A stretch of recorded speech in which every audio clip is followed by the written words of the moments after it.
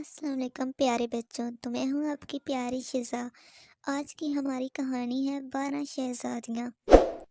قدیم زمانے میں ایک بادشاہ تھا جس کی 12 بیٹیاں تھیں، یعنی 12 شہزادیاں تھیں۔ ان کی خوبصورتی کا کیا ہی کہنا تھا، سب کی سب ایک سے بڑھ کر ایک تھی۔ بادشاہ نے ان کی شادی کرنے کا فیصلہ کیا تو اس کو ایک حیران کن راز کا پتہ چلا کہ شہزادیاں رات بھر رقص کرنے کے لیے جاتی ہیں، مگر کسی کو بھی نہیں پتہ چلتا وہ کہاں جاتی ہیں۔ بادشاہ بہت پریشان تھا۔ اس نے قلعے کے سب دروازے بند کروا دیے تاکہ شہزادیاں باہر نہ جا سکیں، لیکن اس کی تمام کوششیں ناکام ہو گئی۔ وہ پریشان تھا کہ آخر ماجرا کیا ہے۔ بادشاہ نے اعلان کروایا کہ جو کوئی شہزادیوں کے رقص کا پتہ لگائے گا اسے اپنی پسندیدہ شہزادی سے شادی کرنے کا موقع دیا جائے گا، اور وہ میرے مرنے کے بعد بادشاہ بھی بنا دیا جائے گا، اور اگر وہ 3 دن میں اس راز کا پردہ فاش نہ کر پایا تو اسے موت کی سزا دی جائے گی۔ یہ خبر ریاست میں ہر طرف پھیل گئی۔ ایک شہزادہ آیا جو رقص کے راز کا پتہ لگانا چاہتا تھا۔ اس نے کہا، میں آپ کی پڑوسی ریاست کا شہزادہ ہوں اور شہزادیوں کے رقص کا پتہ لگانے آیا ہوں۔ بادشاہ نے اس کا استقبال کیا۔ رات کا کھانا کھانے کے بعد اسے شہزادیوں کے کمرے کے ساتھ والا کمرہ سونے کے لیے دے دیا گیا۔ شہزادیوں کے کمرے کا دروازہ کھلا رکھا گیا اور شہزادے کا پلنگ ایسے رکھا گیا کہ وہ ساری رات ان پر نظر رکھ سکتا۔ رات کو شہزادیاں اس کے لیے شربت لے کر آئی، جس کو پیتے ہی اسے نیند آ گئی۔ جب اس کی آنکھ کھلی تو شہزادیاں رقص کر کے واپس آ چکی تھی۔ تینوں دن ایسے ہی چلتا رہا۔ چوتھے دن جب شہزادہ بادشاہ کے سامنے حاضر ہوا تو اس کے پاس بادشاہ کے سوالوں کو کوئی بھی جواب نہ تھا۔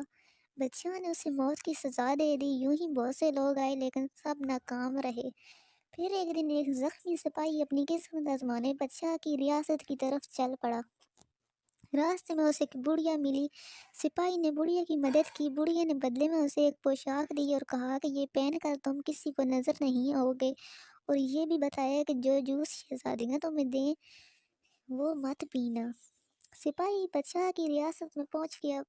بادشاہ نے اس کا استقبال کیا اور اسے بھی شہزادیوں کے رقص کا راز معلوم کرنے کے لیے 3 دن دیے گئے۔ رات کو بڑی شہزادی اس کے لیے جوس لے کر آئی۔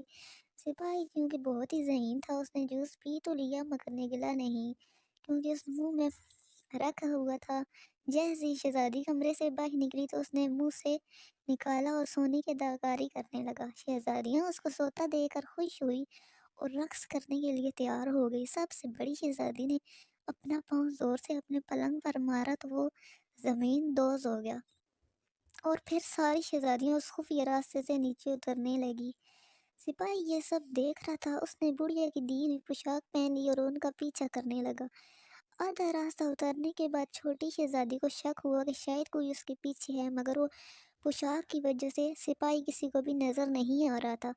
پھر وہ سب سے خوبصورت حصے میں پہنچ گئی جہاں درختوں پر لگے پتے چاندی کے تھے۔ سپاہی نے ثبوت کے لیے ایک پتا توڑ لیا۔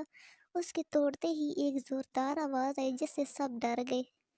آگے سب پتے سونے کے تھے۔ سپاہی نے ایک سونے کا پتا بھی توڑ لیا اور آگے جا کے ایک ہیرا بھی ثبوت کے لیے لے لیا۔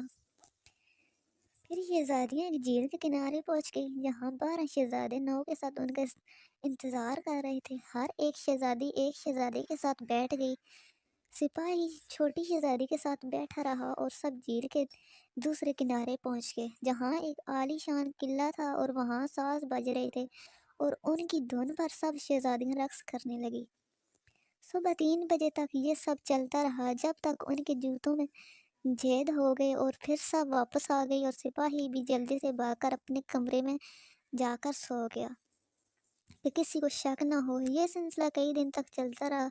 سپاہی ان کا تعاقب کرتا رہا اور ثبوت بھی لاتا رہا، اور ان سے پہلے ہی آ کر سو بھی جاتا، یوں کسی کو شک بھی نہیں ہوا۔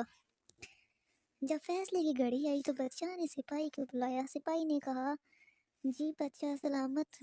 سبھی 12 شہزادیاں اپنے کمرے سے زمین دوز سرنگ سے جاتی ہیں جہاں ایک قلعہ ہے۔